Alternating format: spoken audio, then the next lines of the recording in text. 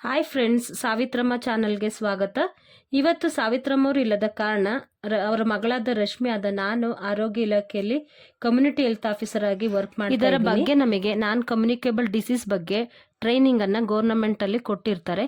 ಈ ಪಾರ್ಶ್ವವಾಯು ರೋಗವು ಒಂದು ಅದರ ಬಗ್ಗೆ ಟ್ರೈನಿಂಗ್ ಅಲ್ಲಿ ನಾವು ಕಲ್ತಿರ್ತೀವಿ. ಆದ ಕಾರಣ ನಿಮಗೆ ಇದ್ರ ಬಗ್ಗೆ ಇನ್ಫಾರ್ಮೇಶನ್ ಕೊಡ್ತೀನಿ. ಫುಲ್ ವಿಡಿಯೋನ ನೋಡಿ ಮತ್ತೆ ಸಾವಿತ್ರಮ್ಮ ಚಾನಲ್ನ ನೀವು ಲೈಕ್ ಮಾಡಿ ಸಬ್ಸ್ಕ್ರೈಬ್ ಮಾಡ್ತಾ ಇರೋದಕ್ಕೆ ತುಂಬ ಥ್ಯಾಂಕ್ಸ್ ಹೇಳ್ತೀನಿ.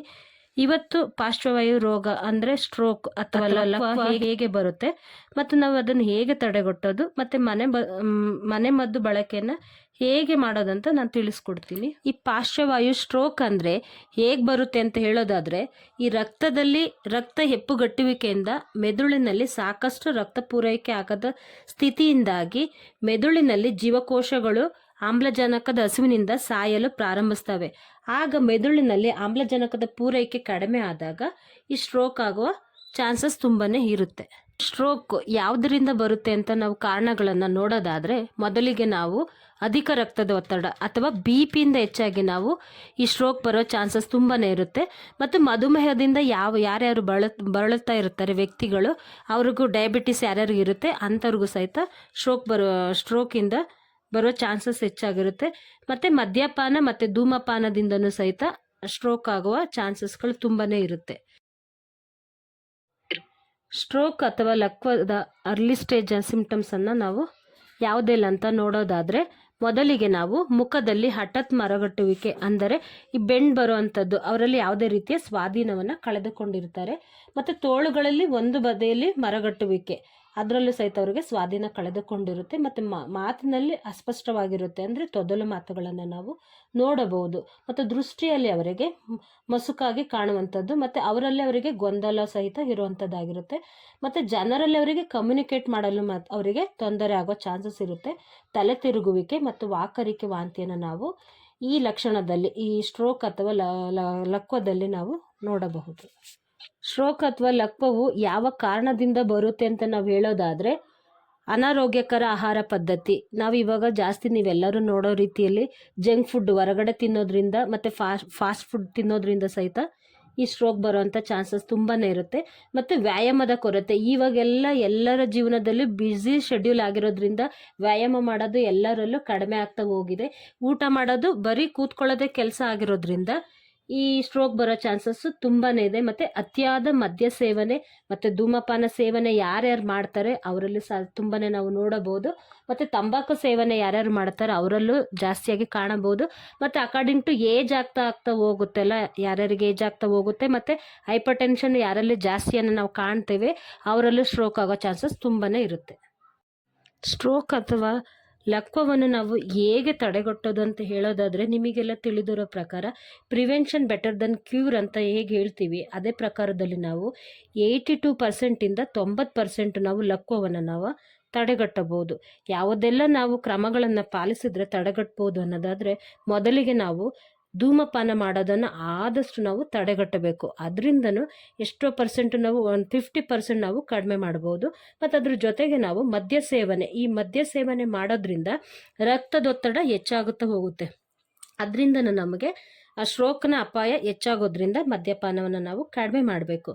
ಮತ್ತು ಮೂರನೇದಾಗಿ ನಾವು ಮಧ್ಯಮ ತೂಕವನ್ನು ಕಾಪಾಡ್ಕೋಬೇಕು. ಮಧ್ಯಮ ತೂಕ ಅಂದರೆ ನಮ್ಮ ಹೈಟ್ ತಕ್ಕನಾಗಿ ವೆಯ್ಟ್ ಇರಬೇಕು. ಅಧಿಕ ಬೊಜ್ಜು, ಈ ಹೊಟ್ಟೆ ಸುತ್ತಳತೆಯಲ್ಲಿ ಬೊಜ್ಜೆಲ್ಲ ಸಾಮಾನ್ಯವಾಗಿ ನೋಡ್ಬೋದು. ಅದರಿಂದನೂ ಸಹಿತ ನಮಗೆ ಸ್ಟ್ರೋಕ್ ಬರುವ ಚಾನ್ಸಸ್ ಸಾಧ್ಯ ಇರುತ್ತೆ. ಮತ್ತು ನಾವು ಊಟದಲ್ಲಿ ಮೊದಲಿಗೆ ಫಸ್ಟ್ ಪ್ರಿಫರೆನ್ಸ್ ನಾವು ಕೊಡೋದಾದರೆ ಸಮತೋಲನ ಆಹಾರವನ್ನು ಊಟ ಮಾಡಬೇಕು. ಅದೇ ನಾನು ಹೇಳಿದ್ನಲ್ಲ, ಜಂಕ್ ಫುಡ್ ಹೊರಗಡೆ ಊಟವನ್ನೆಲ್ಲ ಬಿಟ್ಟು ಆದಷ್ಟು ನಮ್ಮ ಕೈಯಲ್ಲಿ ನಾವು ಸಾಧ್ಯವಾದಷ್ಟು ಮನೆ ಅಡುಗೆನ ಮಾಡ್ಕೋಬೇಕು. ಆದಷ್ಟು ನಮ್ಮ ಊಟ ತಟ್ಟೆಯಲ್ಲಿ ನಿಮಗೆ ಜಾಸ್ತಿ ಕಾಳುಗಳು, ಸೀರಿಯಲ್ಸ್ ಇರ್ಬೋದು, ಪಲ್ಸಸ್ ಇರ್ಬೋದು, ಅದೆಲ್ಲ ಹೆಚ್ಚಾಗಿ ನಾವು ತಿಂತ ಹೋಗಬೇಕು. ಈಗ ರೈಸ್ ಐಟಮ್ಸ್ ಕಡಿಮೆ ಮಾಡ್ಕೋಬೇಕು. ರೈಸ್ನ ಆದಷ್ಟು ತಟ್ಟೆಯಲ್ಲಿ ಸೊಪ್ಪು ತರಕಾರಿ ಇರಬೇಕು.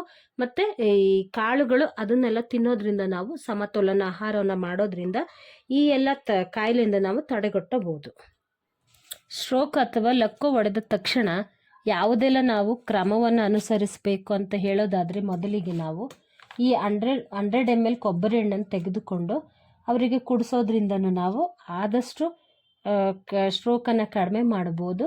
ಮತ್ತು ಎರಡನೇ ಸ್ಟೆಪ್ ಬಂದು ಈ ಬೆಳ್ಳುಳ್ಳಿಯನ್ನು ಚೆನ್ನಾಗಿ ಪೇಸ್ಟ್ ಮಾಡಿಕೊಂಡು ಅದಕ್ಕೆ ನಾವು ಕರಿಮೆಣಸನ್ನು ಮಿಕ್ಸ್ ಮಾಡಿ ಪುಡಿ ಮಾಡಿಕೊಂಡು ಎರಡನ್ನು ಚೆನ್ನಾಗಿ ಕುದಿಸಿ ಸೋಸಿ ಅದನ್ನು ತುಪ್ಪದಲ್ಲಿ ನಾವು ಕುಡಿಯೋದ್ರಿಂದನೂ ಈ ದುಷ್ಪರಿಣಾಮವನ್ನು ಕಡಿಮೆ ಮಾಡಿಕೊಳ್ಳಬಹುದು.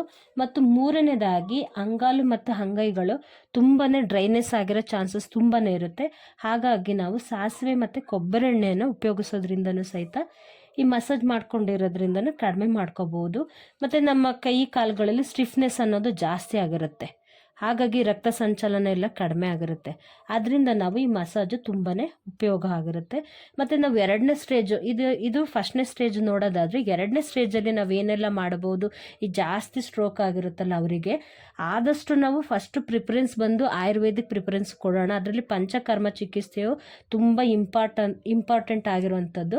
99% ನಾವು ಪಂಚಕರ್ಮ ಚಿಕಿತ್ಸೆಯಿಂದ ಪರಿಹಾರನ ಕಂಡುಕೊಳ್ಳಬಹುದು. ಈ ಶರೀರದಲ್ಲಿ ನಾವು ಬಸ್ತಿ ಚಿಕಿತ್ಸೆಯನ್ನು ನೋಡ್ತೀವಲ್ಲ, ಅದು ಸಹಿತ ತುಂಬಾ ಉಪಯೋಗವಾಗಿರುತ್ತೆ.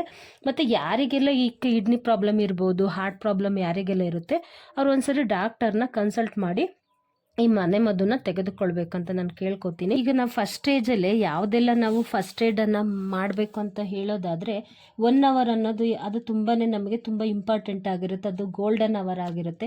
ಯಾಕಂದರೆ ಇವರಿಗೆ ಮಾತಲ್ಲಿ ಅಸ್ಪಷ್ಟ ಇರ್ಬೋದು, ದೃಷ್ಟಿ ಮಂದವಾಗಿರ್ಬೋದು, ಅಂದ ತಕ್ಷಣ ತಲೆ ತಿರುಗು, ವಾಂತಿ ವಾಕರಿಕೆ ಇದೆ ಅಂದ ತಕ್ಷಣ ನಾವು ಇಮಿಡಿಯೇಟ್ ಆಗಿ ಎಷ್ಟು ಸಾಧ್ಯ ಅಷ್ಟು ನಿಯರ್ ಬೈ ಯಾವ ಹಾಸ್ಪಿಟ್ಲ್ ಇರುತ್ತೆ ಅಲ್ಲಿ ಹೋಗಿ ತೋರಿಸೋದ್ರಿಂದ ಇವರಿಗೆ ಪೂರ್ಣ ಚಿಕಿತ್ಸೆ ಸಿಗುತ್ತೆ. ಮತ್ತು ಸ್ಟ್ರೋಕ್ ಆಗುವಷ್ಟು ಕಡಿಮೆ ಆಗ್ತಾ ಹೋಗುತ್ತೆ. ಸ್ಟ್ರೋಕ್ ಅಥವಾ ಲಕ್ವದಲ್ಲಿ ನಾವು ಆದಷ್ಟು ನಾವು ಏನೆಲ್ಲ ಕ್ರಮಗಳನ್ನು ತೆಗೆದುಕೊಳ್ಬೇಕು ಅಂತ ಹೇಳೋದಾದರೆ, ಮೇಯ್ನಾಗಿ ಬಂದು ನಾವು ಈ ಯೋಗ ಮೆಡಿಟೇಷನ್ ಅನ್ನೋದು ತುಂಬಾ ಇಂಪಾರ್ಟೆಂಟ್ ಆಗಿದೆ. ಇವಾಗೆಲ್ಲ ಜನರು ಬ್ಯುಸಿ ಶೆಡ್ಯೂಲ್ ಇರೋದ್ರಿಂದ ಯೋಗ ಮಾಡೋದನ್ನ, ಧ್ಯಾನ ಮಾಡೋದನ್ನೆಲ್ಲ ಮರ್ತು ಬಿಟ್ಟಿದ್ದಾರೆ. ಅಟ್ಲೀಸ್ಟು ನಾವು ವಾಕ್ ಆದ್ರೂ ವಾರದಲ್ಲಿ 150 ನಿಮಿಷನಾದರೂ ವಾಕ್ ಮಾಡಬೇಕು. ಅಟ್ಲೀಸ್ಟ್ ದಿನಕ್ಕೆ ನಾವು ಅರ್ಧ ಗಂಟೆ ವಾಕ್ ಮಾಡೋದ್ರಿಂದ ಎಷ್ಟೋ ನಾವು ಕಾಯಿಲೆಗಳನ್ನು ತಡೆಗಟ್ಟಬಹುದು. ಮತ್ತು ನಮ್ಮ ಲೈಫ್ ಸ್ಟೈಲ್ನ ತುಂಬಾ ಇಂಪಾರ್ಟೆಂಟ್ ಕೊಡಬೇಕು, ಚೇಂಜಸ್ ಮಾಡ್ಕೊಳ್ಳೇಬೇಕು. ನಾವು ಈ ಊಟ ಮಾಡ್ತೀವಿ, ಹೀಗೆ ಕೂತ್ಕೋತೀವಿ, ಮತ್ತು ಏನು ವರ್ಕ್ ಮಾಡೋದೇ ಇಲ್ಲ. ಹಾಗಾಗಿ ಹಿಂಗೆ ತಿನ್ನೋದು ಕೂತ್ಕೊಳ್ಳೋದ್ರಿಂದನೂ ಸಹಿತ ನಮ್ಮ ಲೈಫ್ ಸ್ಟೈಲ್ನ ಆದಷ್ಟು ಚೇಂಜ್ ಮಾಡ್ಕೊಳ್ಳೋದು. ಸ್ಟ್ರೋಕ್ ಆದವರು ಯಾವುದೆಲ್ಲ ಆಹಾರ ಪದಾರ್ಥಗಳನ್ನು ಅವಾಯ್ಡ್ ಮಾಡಬೇಕು ಅಂತ ಹೇಳೋದಾದರೆ, ಅವರು ಆದಷ್ಟು ತಂಪು ಪದಾರ್ಥಗಳನ್ನು, ಈ ಶೀತ ಪದಾರ್ಥಗಳನ್ನು ಅವಾಯ್ಡ್ ಮಾಡ್ತಾ ಬರಬೇಕು. ಎಕ್ಸಾಂಪಲ್ ಆಗಿ ಬಾಳೆಹಣ್ಣು ಇರ್ಬೋದು, ಸೇಬಣ್ಣು ಇರ್ಬೋದು, ಆದಷ್ಟು ನಾವು ಅವಾಯ್ಡ್ ಮಾಡಬೇಕು. ಮತ್ತು ನಾವು ಈ ಊಟದಲ್ಲಿ ಅಧಿಕವಾದ ಉಪ್ಪು ಮತ್ತು ಸಕ್ಕರೆ ಅಂಶ ಇರುವಂಥ ಪದಾರ್ಥಗಳನ್ನು ಆದಷ್ಟು ಕಡಿಮೆ ಮಾಡ್ತಾ ಬರಬೇಕು. ಮತ್ತು ಆಹಾರವನ್ನು ನಾವು ಆದಷ್ಟು ಶೇಖರಿಸಿರೋ ಆಹಾರ ಪದಾರ್ಥಗಳನ್ನ ಅದನ್ನು ಸಹಿತ ನಾವು ಕಡಿಮೆ ಮಾಡಬೇಕು. ಮತ್ತು ಎಣ್ಣೆಯಲ್ಲಿ ಕರಿದ ಆಹಾರವನ್ನು ನಾವು ಆದಷ್ಟು ಕಡಿಮೆ ಮಾಡ್ತಾ ಬರಬೇಕು. ಅದ್ರ ಜೊತೆಗೆ ನಾವು ಇವಾಗೆಲ್ಲ ಕ್ಲೈಮೇಟ್ ಚೇಂಜ್ ಆಗಿರೋದ್ರಿಂದ, ಇವಾಗ ಚಳಿಗಾಲ ಇರೋದ್ರಿಂದ ಆದಷ್ಟು ಅವರು ಬೆಚ್ಚಗಿರೋದನ್ನು ಸಾಧ್ಯವಾದಷ್ಟು ಇರಬೇಕಾಗುತ್ತೆ.